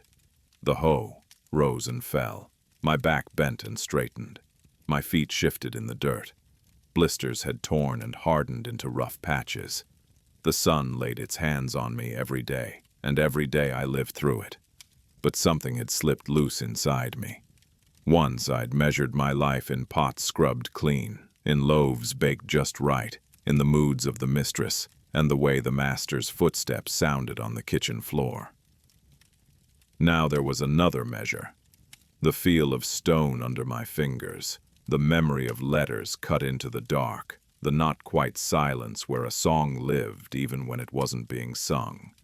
The passage under the kitchen was in me now. I carried it the way you carry a scar. At night, the song came and went. Some evenings it hummed only faintly, like a reminder. Other times it swelled, brushing against my bones, tracing the path again. Down, over, down, up, right. It never said hurry. The days, though, seemed to be doing that on their own. The overseer was jumpier than before. News traveled in snatches of talk. Whispers about fighting somewhere north, about men in blue and men in gray, about fields burned and towns taken. We didn't know who was winning. All we knew was that somewhere, white men were bleeding over questions that had always been settled for us by the crack of a whip. Nights, the master and his neighbors drank more. Sometimes we saw wagons from other plantations under the trees, heard more horses, more boots on the porch. The white men's voices grew sharper, then looser, pulling late into the dark. "War make them nervous," Dinah said one evening, rubbing her knees. "Nervous men do ugly things to the ones close by." Her words made the air in the quarters feel tight. That was when I started looking harder at the faces around me, weighing things I had never let myself weigh before. Who could walk that dark with me? Mary's body moved through the days like it had nothing to do with her anymore. Her eyes stayed somewhere far away, fixed on a spot only she could see. When the baby's name slipped from her lips in sleep, it came out like a hole in the air. Josiah coughed blood once into his hand and wiped it on his pants when he thought no one was watching. Ben's back, half healed from last month's whipping, had new lines across it now. A fresh reminder from an overseer who didn't like the way he straightened up at the end of a row. At first, I told myself I was only looking. Just looking. But looking is the first step of choosing, and I had already chosen more than I knew. The song pressed against me a little harder each night, as if testing the shape of my resolve. I waited until the moon was barely a sliver, a thin white cut in the sky. Until the air sat heavy and close, storms piling up somewhere far enough away that their thunder came as a low, distant growl. Until the master called for a real party. "Guests from town," Ruth muttered over the stew pot, her lips barely moving. "Big men, talk men, him and they gon' drink till their tongues fall out they mouths." As if on cue, a wagon rolled up to the house loaded with barrels. Some smelled like molasses and corn, some like something hotter. "Ruth," I said, my voice a scrap of sound between us. "Tonight." Her hand stopped halfway between the pot and her spoon. "Tonight what?" she said, though I could see in the set of her shoulders that she already knew. "I seen it twice now," I said. "Know every step. When they drunk and the music loud, that when it work. Walls say so. The walls," she muttered. "The song, the dark." She shook her head once, hard. "You sure that thing singing to you ain't just your own tired bones crying out?" "I'm sure," I said, and heard how steady I sounded. She looked at me a long time, eyes narrowed. "I done told you," she said finally. "That rope'll pull tight 'fore it give. You know what a rope do when it snap. Drop whatever hanging on it. Sometimes straight to the ground, sometimes on something sharp." "I know," I said. "I seen the sharp, Ruth, every day in that field." Her gaze softened, just a fraction.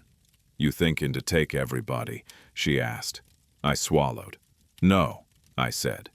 The word hurt more than I expected. "Only them that won't make it through another season if they stay. The ones the song call."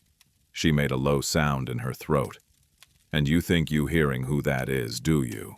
"I think I can ask," I said. She stared at me a moment more, then turned back to her pot. "You better move quiet then," she said. "And you better come tell this old woman what them walls say, if you live to see the other side." Her words slipped into my chest and sat there, heavy and warm. That night, the yard glowed with lamplight spilling from the big house.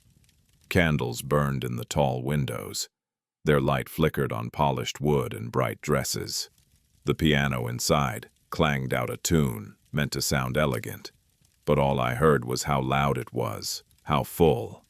Outside, in the quarters, we sat in the dim, close dark. I waited until the last of the footsteps to the big house had faded, until the kitchen door had shut for the night, until even the dogs seemed more interested in the smell of meat than in the shadows by the barracks. Then I started. I did not stand up in the middle of the room and declare anything. I moved like a whisper, like a draft of air slipping along the floor. First, Mary.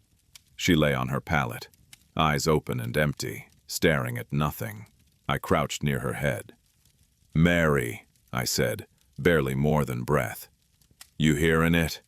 Her gaze focused slowly on my face. "Hearing what?" she asked, voice flat. "That song," I said. "The one come through the walls at night. The one call names." Her nostrils flared, just a little. "Ain't no use talking about ghosts," she said.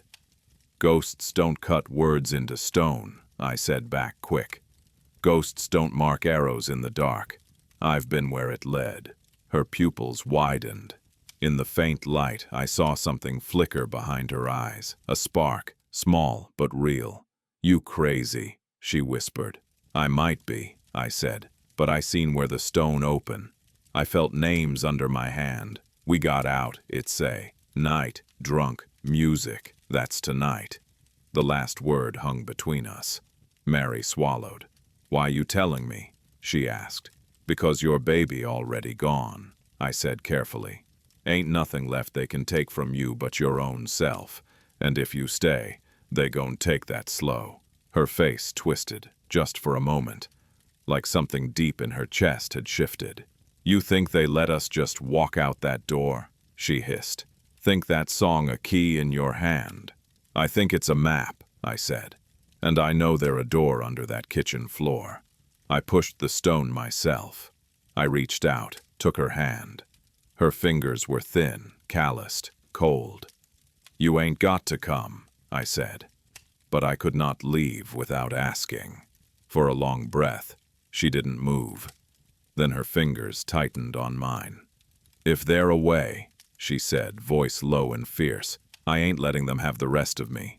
I done give enough." I nodded. "Tonight," I said, "when the songs start, be ready. No bundle, no shoes that can't run in. Just yourself." Her mouth twitched in something that wasn't quite a smile. "What I got to pack," she muttered. "They done kept everything else." Next was Ben.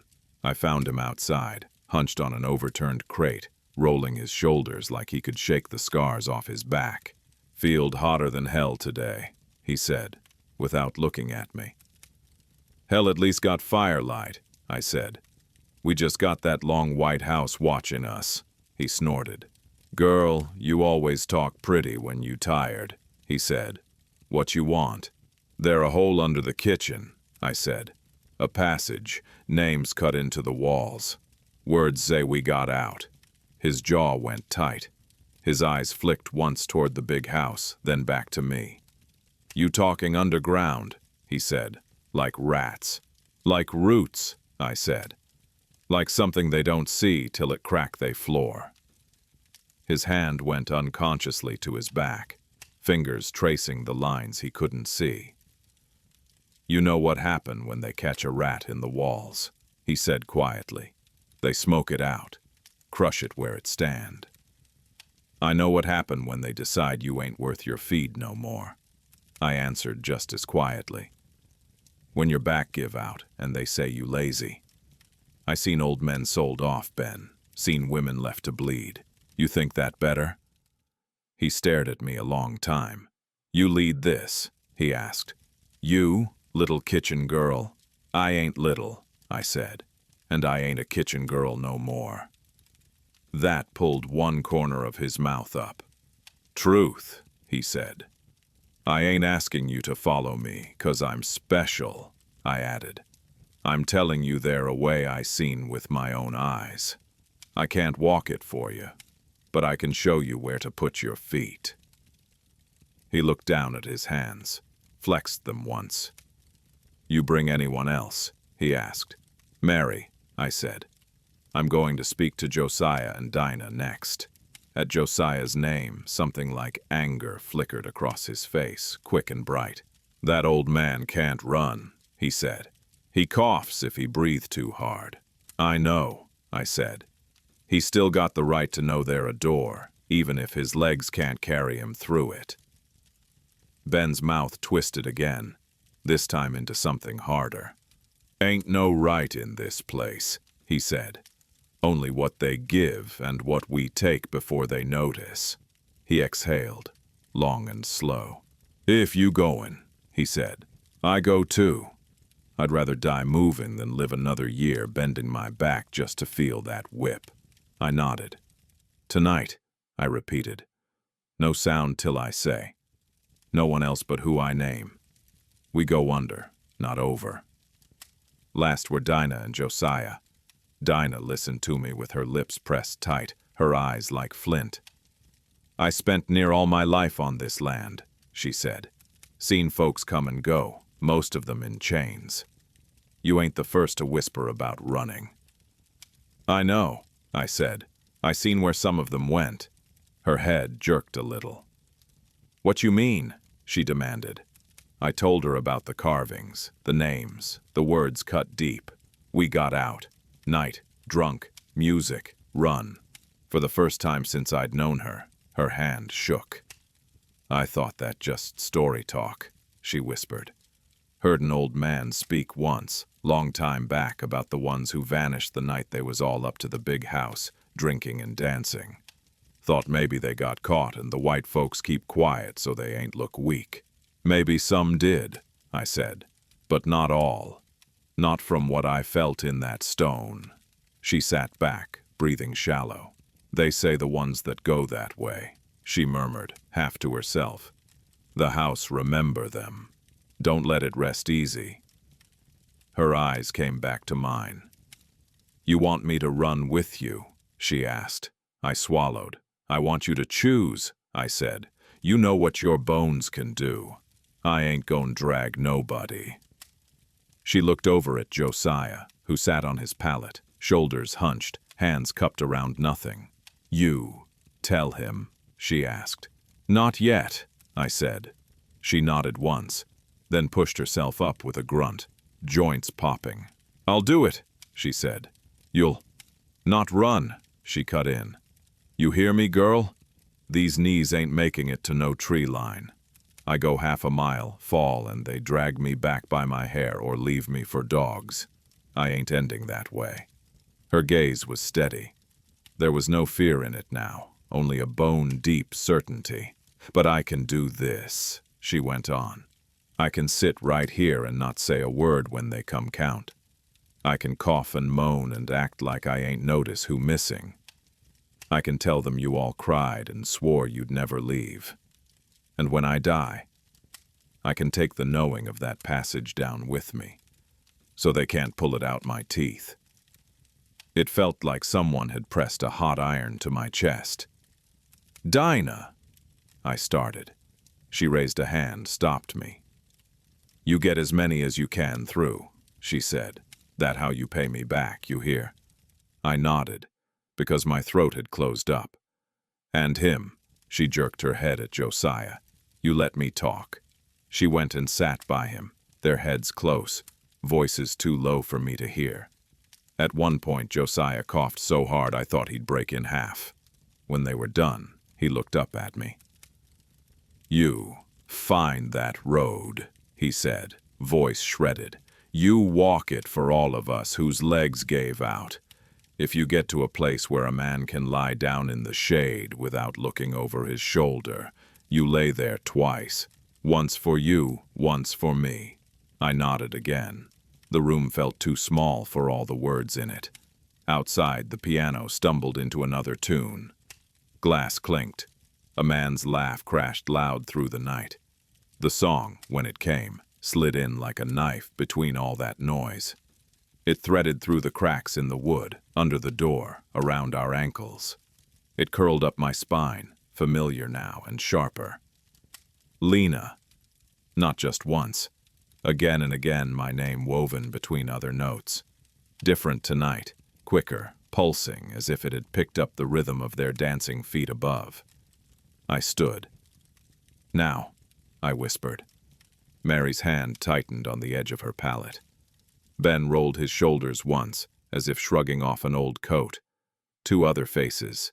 Samuel, who'd lost 2 fingers to a cotton gin blade last year, and Ruth's niece Ada, small and wiry and too sharp-tongued for the mistress's liking. Looked up, eyes wide. I hadn't spoken to them directly, but the song, it seemed, had. "You hear it?" I asked. Just to be sure. Ada nodded, quick. "Can't hardly hear anything else," she said, voice trembling. "Been like that 3 nights. Samuel just closed his eyes once, slow. "Been hearing my name in it all week," he said. "Figured it was either death or something like it. Might as well go see which." There were others I did not ask. Not because I did not love them, but because I knew. Old backs, sick lungs, mothers who would not leave children still too small to run. Some stared straight ahead, pretending not to see us, not to hear. Others watched with open longing and open fear, hands clutching at nothing. "Forgive me," I thought at them, though I didn't say it aloud. "Forgive me for leaving you in this place." The song pressed. Urgent now. I led the way. We moved like shadows, bent low, staying to the darkest edges of the quarters. 7 of us in all. Me, Mary, Ben, Samuel, Ada, and 2 brothers from the far-end cabin, Isaac and John, who had always walked like they were listening to something far off. The night wrapped around us. The noise from the big house covered the small sounds of our feet. My heart pounded so hard I was sure it would draw every eye. At the edge of the yard, we paused. "You sure?" I whispered, looking each of them in the face. Mary's jaw was set. "I ain't staying for nothing," she said. Ben spat once into the dirt. "If I die trying," he muttered. Ada's hands shook, but her eyes blazed. "I got no husband, no baby, no mother left," she said. "Nothing tying me here but fear. I ain't letting them keep that too." The brothers just nodded, movements small and sure. Samuel took a breath that rattled. "Lead on, girl," he said. I turned toward the kitchen. The door gave under my hand with a familiar, awful ease. Inside, the coals still glowed, painting everything in low red. The air was thick, hot, full of ghosts of smells that made my stomach clench. I went straight to the back corner. "Help me," I whispered.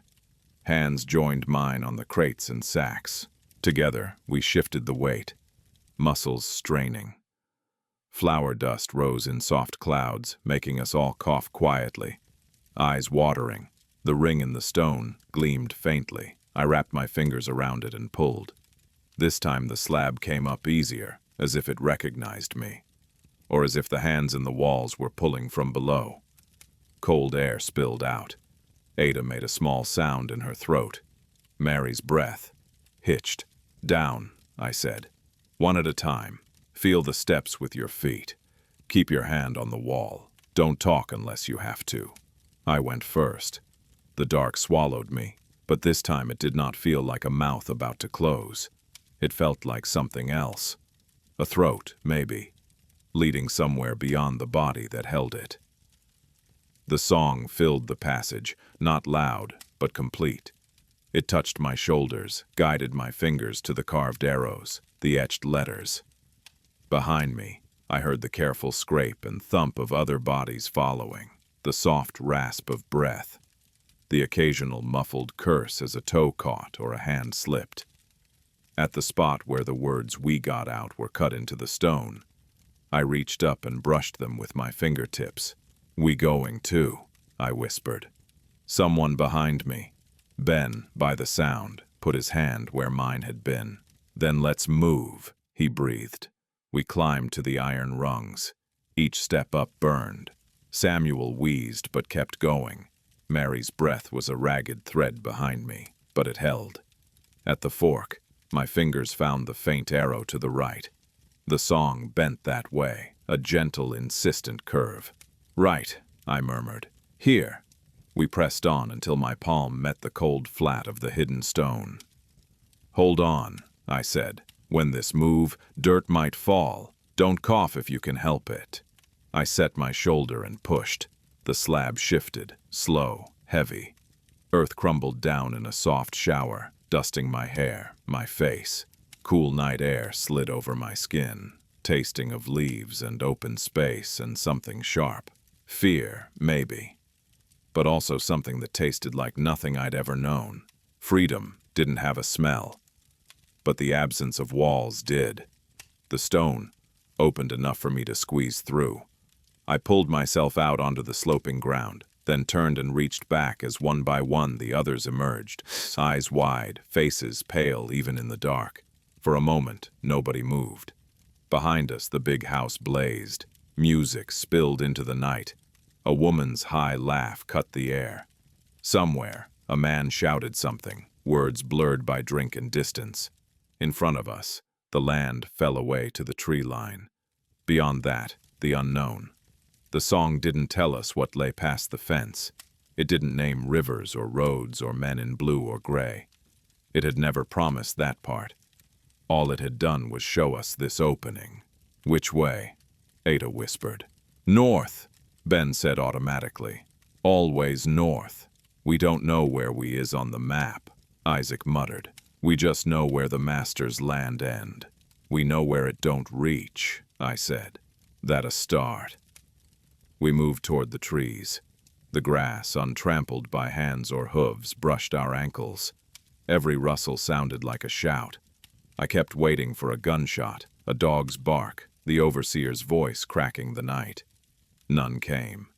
The song walked with us, a thin silver line of sound twining around our steps. At the fence, we found a place where rot had weakened the posts. Ben and John pried one loose with a low, tearing groan. We slipped through, splinters catching on ragged clothes. On the other side, the ground felt different. It shouldn't have. It was the same earth, the same clay and root and stone. But under my feet, it felt looser, like it didn't belong to anyone in the way this place had belonged to him. We reached the line of trees. Branches closed over us, leaves whispering. The house's light dimmed behind us, swallowed one step at a time. When we were deep enough that the glow was only a faint smear, we stopped to breathe. "Anybody hurt?" I asked. A chorus of quiet no's, one stifled cough from Samuel. "This ain't the end," Mary said, voice shaking. "We still got dogs, riders, rivers, all that talk they do about catchers and chains." "I know," I said, "but we ain't under his roof no more. That worth something." The song quivered around us, then thinned like a thread stretched too far. For a moment, panic clawed at me. Had it brought us only this far? Was the map finished? Then a new sound slid into my ears. Not the old song, a different one, human, rough and nervous, sung by a living throat.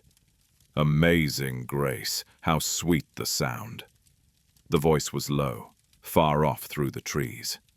A man's voice, tired and unsure, trying to hold to something steady in the dark. We froze. Another voice joined it, higher, cracked. "That saved a wretch like me." The hair on my arms rose.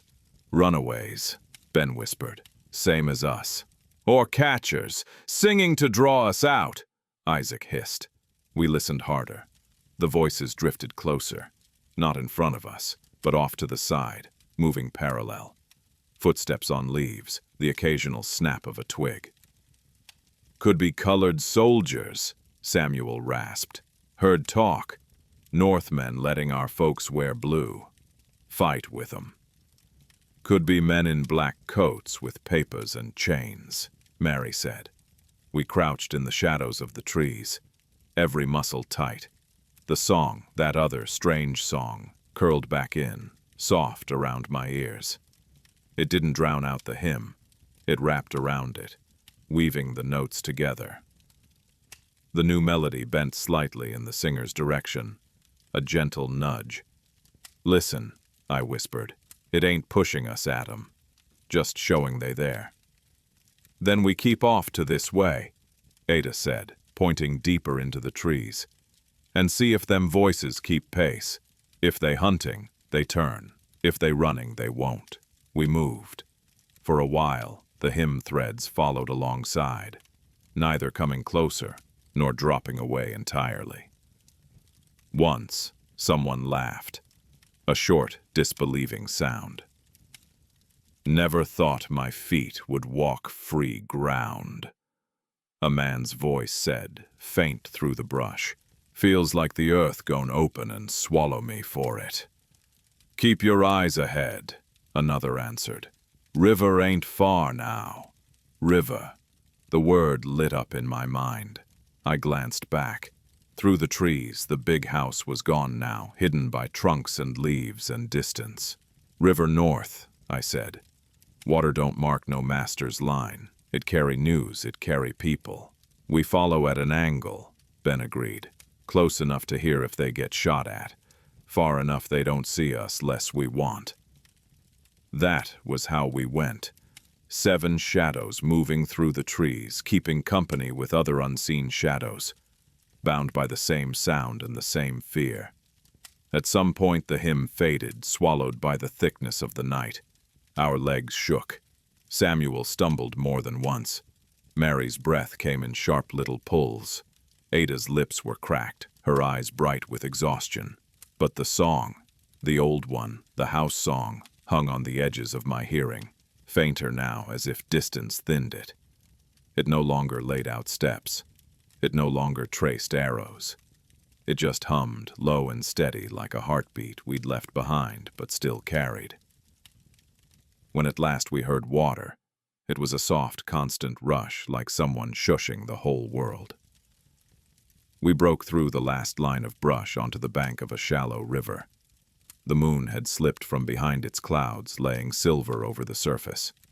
The water moved, quiet but sure, sliding past rocks and roots and snags on its way to somewhere we could only imagine. Ada sank down onto the mud with a groan. Samuel dropped to his knees and cupped water in his hands, shaking as he drank. "We can't follow it now," Ben said. "Too bright. We show plain as day. Got to wait in the trees till the dark get thick again. We can be in the water without walking in the open," Mary murmured, eyes on the stiller patches near the bank. "Wade along the edge. Mud keep prints soft. If they send dogs, scent break where the water is." We fell into a rough circle, planning in hushed, urgent scraps. Which bank might be safer, how to break our line, how to move without losing each other. We were not free, not yet. The night was full of dangers we couldn't see. Men in gray and men in blue. Dogs and ropes and papers with words meant to drag us back. But for the first time in my life, the worst thing in front of me wasn't the same as the worst thing behind. I stepped to the water's edge and looked back the way we had come. Through the trees. Nothing of the plantation showed now. No white columns, no fields, no chimney smoke. Just darkness, branches, the soft fog of distance. Still, I felt the house back there. Felt its bones, its rooms, its underfloor. Felt the passage carved into its dirt belly, lined with names and arrows and desperate words. We got out. I closed my eyes and listened one last time for the song. It was very far away now, thin, but it was there. A faint shimmering line, reaching through the night. It didn't sound like it was calling me anymore. That part was done. Now it sounded like it was calling someone else. Back in that yard, in those quarters, other hearts still beat. Other backs still bent. Some of them would hear it tonight or next week or next year, unless war or whip or hunger took them first. I did not know if the passage would stay open forever. I did not know if a storm would someday flood it, or if some white man would stumble on it and plug it with stone and anger. I did not know if the song was the voices of the ones who'd gone, or the bones of the house learning to speak, but I knew this. As long as that thin, strange melody threaded the dark, there would be a path, however narrow, between the world under his feet and the one beyond his fence. I touched my fingers to my lips, then to the air, as if I could press my answer along that invisible line. "I hear you," I whispered. "I gone, but I hear you." Behind me, Mary stood at the water's edge, her bare feet sinking into the mud. Ben rolled his shoulders, as if fitting them to a weight he had chosen this time. Ada wiped her mouth with the back of her hand, eyes on the far bank. The brothers murmured to each other, counting stars like they were reading a map. Samuel, shaking, let the river run over his hands. "Feels cold," he said, wonder in his broken voice. "Cold and clean." I stepped in beside him. The water closed around my ankles, then my calves, shocking, real. The current tugged, not unkind, but steady. Somewhere, far away in time I'd never see, men in Congress halls would sign papers. Words would be written in books about amendments and proclamations and the end of a thing that had been the shape of my whole world. They would put dates on it, give it a clean line. But none of them would know how it felt to take this first step, to have your own foot choose a direction no one else put in front of it. "Come on," I said, my voice low but sure. "We got a road to walk." The others moved into the water with me, one by one. As we waded along the bank, the river's sound rose, covering our splashes, our breaths, the crack of twigs under our toes. The night closed around us, not like a lid now, but like a cloak. Behind my ribs, where the song had lived so long, there was a different sound now. Not the house's strange melody, not the white folks' piano, not the hymn some unseen men had sung through the trees. It was just my own heart, beating out a rough, uneven rhythm that belonged to no one but me. Still, every now and then, when the water shifted over a rock just so, or when a breeze moved through the leaves in a certain way, I thought I heard it. The old song, far off, thin as spider silk, calling someone else's name. I kept walking. Years later, if the river and the woods and the men with guns allowed me that, I knew there would be nights when I lay under a different roof, in a place where no whip cracked at dawn.